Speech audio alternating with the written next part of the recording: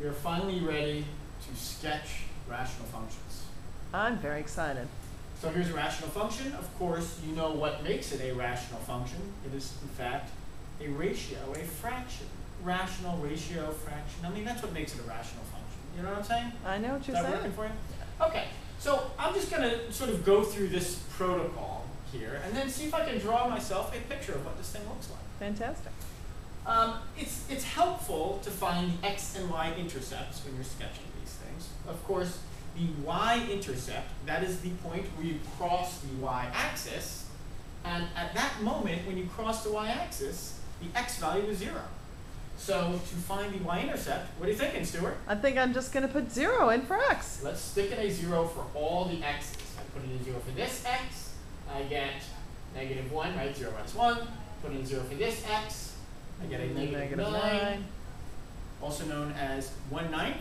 Does that Beautiful. work for you? That okay, does. So my Y-intercept is 1/9. Fantastic. Is that showing up? Yes, it is. So let's do my X-intercept. Now, this is a little funny, I think, always for students. The X-intercept, of course, is where you intercept the X-axis. That's probably why they call it the X-intercept. And of course, when you cross the X-axis, Y is 0. Sorry, Mr. Haas, I'm doing crazy zooming things, but now I've got you. Sorry about that. We're good. Am I all right? Okay. You're good. You're good. So how do I find the X-intercept? That is the place where Y is 0.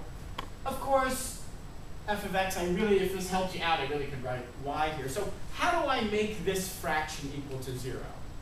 Well, let's stick a 0 in for y. Let's do that. What the heck? 0 equals x squared minus 1 over x squared minus 9. And you can think of this a couple of different ways. I mean, I can think of multiplying both sides by x squared minus 9. Of course, times 0, I'm just going to end up with 0 equals this top part. Or you can think about it like, hey, how do you make a fraction equal 0? I think the numerator has to equal 0. I don't really care what the denominator is. If I can make that numerator 0, 0 thirds, what's that? That's 0. That is 0. How about 0 30ths? That's 0. Still 0. So all I really have to do is make the top 0. Yeah. So let's just set the top to 0. Beautiful. 0 equals x squared minus 1. I mean, perhaps you recognize that as a difference of 2 squares. Yes, or indeed. squares there. X plus 1, x minus 1. So there are 2 places where it intercepts the x-axis.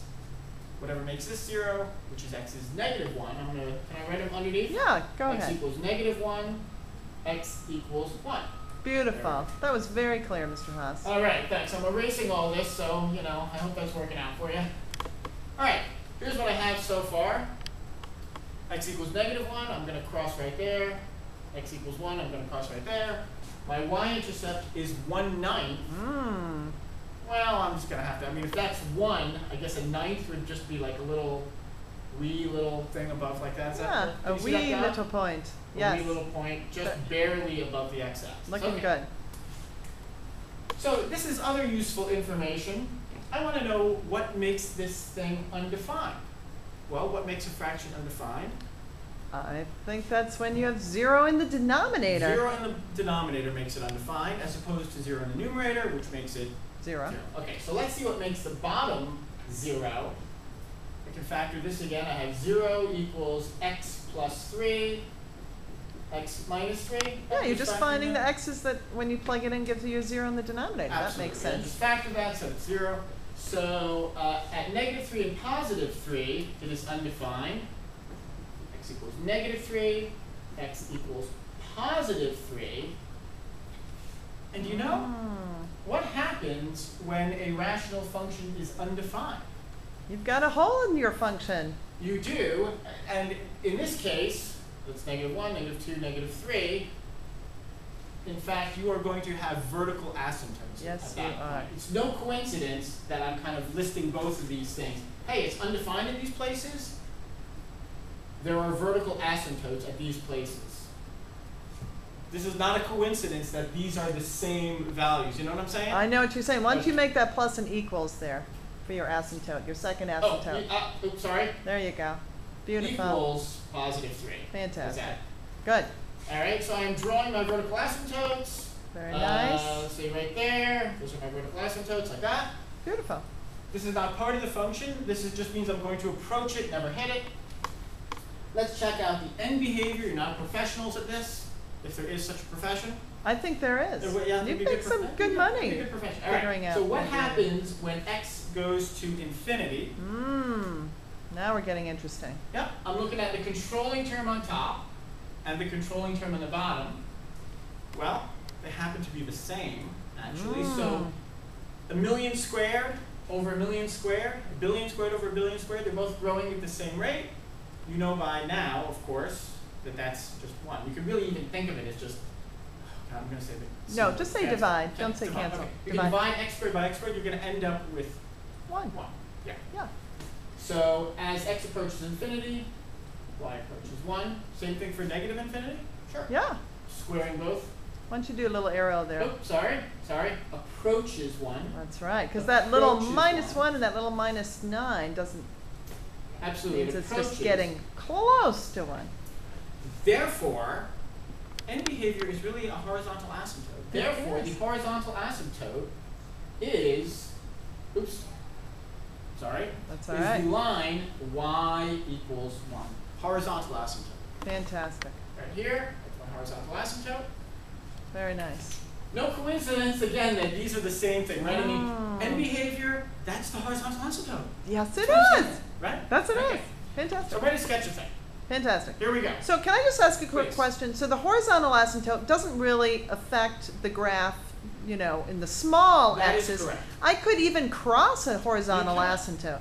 That is true. Yeah. This is a horizontal asymptote, but my function could conceivably go through this Right. in the middle. The horizontal asymptote is what happens when I go to negative Okay. infinity and positive infinity. Right. I mean, eventually I'm going to approach this somehow, but it's doing all sorts of kooky stuff in the middle. Fantastic. It's end behavior. Just like with a polynomial, it did crazy stuff in the middle and then went off to infinity or negative infinity, something like that. Fantastic. So here we go. I'm going to Good. sketch. But you ready? I'm ready. Okay, Let's I'm do gonna it. sketch this guy. I have to hit these points. Right. Here I am. I'm hitting these points right here. I'm going through the axis. Yeah. I've only got one place to go. I've got to approach this vertical asymptote. I can never touch it. My function has got to go down like that forever and ever, getting ever closer to the vertical asymptote. Same in the other direction, getting closer to this vertical asymptote. So this is one piece of the function. Is that dark enough? That's looking beautiful. Is that the whole function? Well, no, because the function's defined for all x except those asymptotes. That's So right. you have to have something going on. It only does not exist at these two x values, for Yeah. these two x values. So it must exist over here. And it has to approach this horizontal asymptote. Right. So does it approach it from the bottom like that? Or does it approach it from the top? That is the question. That is the What question. do you think it's, Stuart? Well, we could plug in a number to figure it out, but I don't think we have You actually to. don't have to. Yeah, I could, you're right. I could put in like a -5 and see if I get something up here or something down there. It's even easier than that. I know that I have found the only two places where it crosses the x-axis. Yeah. Right? Those are the X-Intercepts. So I'm not allowed to cross the x-axis anymore. So that I means must be up here. Yes. I must approach this horizontal asymptote from this direction, and the vertical asymptote from the bottom must be a little piece in the corner up here. It goes forever in this direction, goes forever uphill in that direction. up. Beautiful. And really the same deal on the other side. I'm not allowed to cross the x-axis anymore. Again, I'm only allowed to cross it here and here Right. on those 2 points. So it must be up here somehow. Fantastic. And that's a pretty nice sketch of it, actually. That's a beautiful sketch, Mr. Yeah, Huss. and you could actually put it on your calculator, and it would look pretty much like that. It would look like that. There you go. Looking good. Thank you, Mr. Huss. That's right. I'm trying not to lose my head. Say what?